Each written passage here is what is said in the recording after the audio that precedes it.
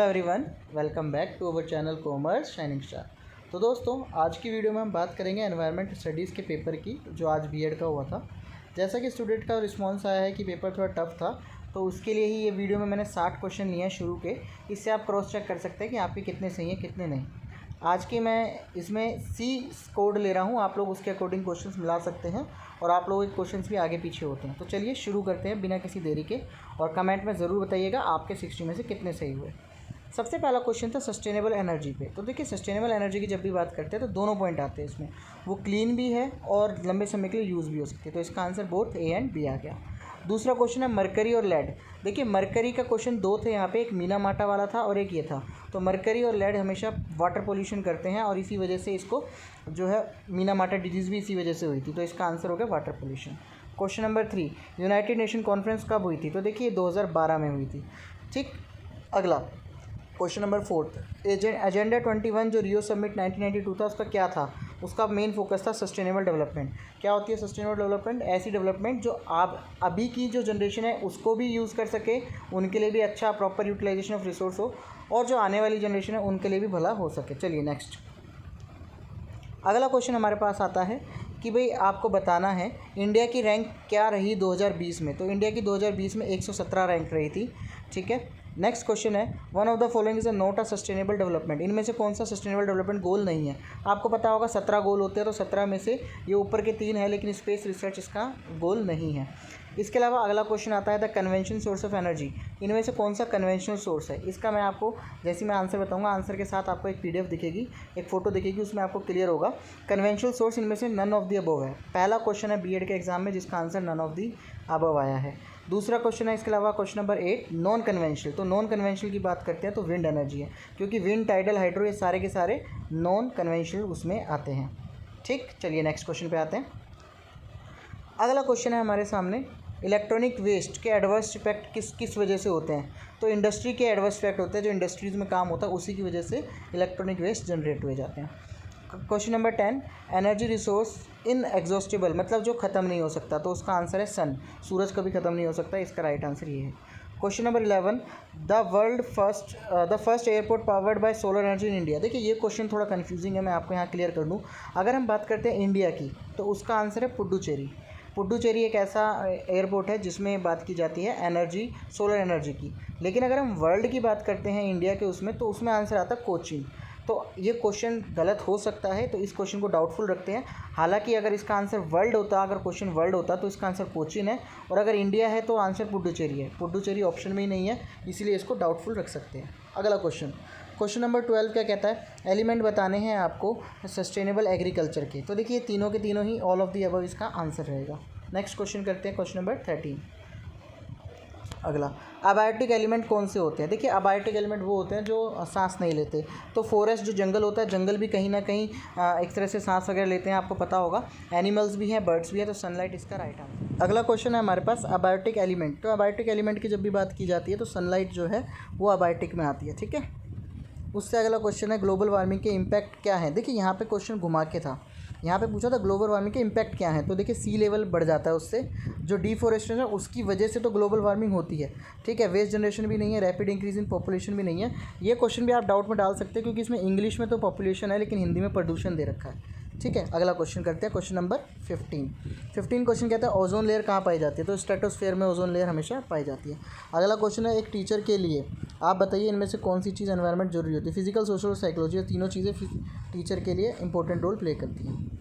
अगला क्वेश्चन की बात करते हैं हम, इनमें से आपको बताना है एनवायरनमेंट एजुकेशन में क्या आता है। देखिए एनवायरनमेंट एजुकेशन दोनों तरह की होती है, फॉर्मल भी होती है, इनफॉर्मल भी होती है, और नॉन फॉर्मल भी होती है। इनफॉर्मल किसके लिए होती है? फॉर्मल उन लोगों के लिए होती है जो आपको स्कूल में पढ़ाए जाते हैं, जो स्पेशल चाइल्ड होते हैं या फिर जिनको नॉन फॉर्मल वे में टेक्निक देनी पड़ती है, तो उनके लिए नॉन फॉर्मल एजुकेशन भी इसको देनी पड़ती है। तो फॉर्मल और नॉन फॉर्मल दोनों इसके आंसर हो जाते हैं। अगला है the goal of environment education is. Environment education के गोल क्या हैं? तो सीधा सा गोल है उसका एनवायरनमेंट अप्रोप्रिएट बिहेवियर को बताना। इसके अलावा एंथ्रोपोलॉजी एक्टिविटीज़ में क्या क्या आता है? देखिए एंथ्रोपोलॉजी एक्टिविटीज़ जो नहीं इंक्लूड करती वो बतानी है। तो इसमें बोला गया है कि मानवीय क्रियाएं से प्रभावित नहीं होती, इकोलॉजिकल बैलेंस बन जाता है उनसे। ठीक है, अगर इंसान अपना करियर ठीक रखे तो ग्राउंड वाटर डिप्लीशन भी होता है। फॉरेस्ट कवर इसका ऑप्शन हो सकता है, इसका आंसर सी हो सकता है। ठीक है, नेक्स्ट क्वेश्चन पे आते हैं।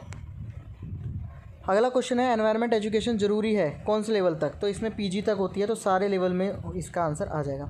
The main M of the environment education, environment education का मेन एम क्या है, एनवायरनमेंट के बारे में आपको समझ देना, ठीक है, एनवायरनमेंट अंडरस्टैंडिंग। उसके बाद शेड प्लांट क्या कहलाते हैं, तो वो CCO फैक्ट्स कहलाते हैं।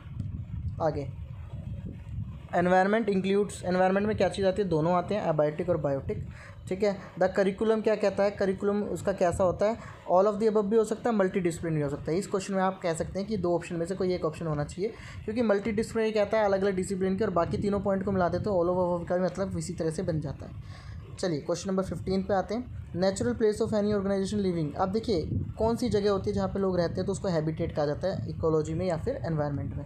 अगला क्वेश्चन, एनवायरनमेंट का मीनिंग क्या है, तो एनवायरनमेंट का मीनिंग एनवायरन होता है, इसका राइट आंसर ये है। कहाँ से आया है, फ्रेंच वर्ड से आया है, ठीक है। मॉडर्न एग्रीकल्चर किससे अफेक्ट होती है, इन सभी से अफेक्ट होती है। इसी के साथ हमारे 28 क्वेश्चन हो गए। बात करते हैं 29वें क्वेश्चन की।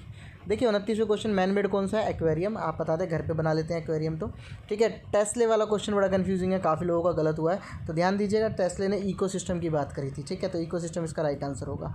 इस क्वेश्चन से रिलेटेड 2 क्वेश्चन है, अगर आपने यहाँ पे इकोसिस्टम लगाया तो आप दूसरा भी उम्मीद है सही कर देंगे, ठीक। अगला कल्चर एनवायरनमेंट में क्या क्या चीज़ें आती हैं, मटेरियल और नॉन मटेरियल दोनों चीज़ आती है कल्चर की जब भी हम बात करते हैं।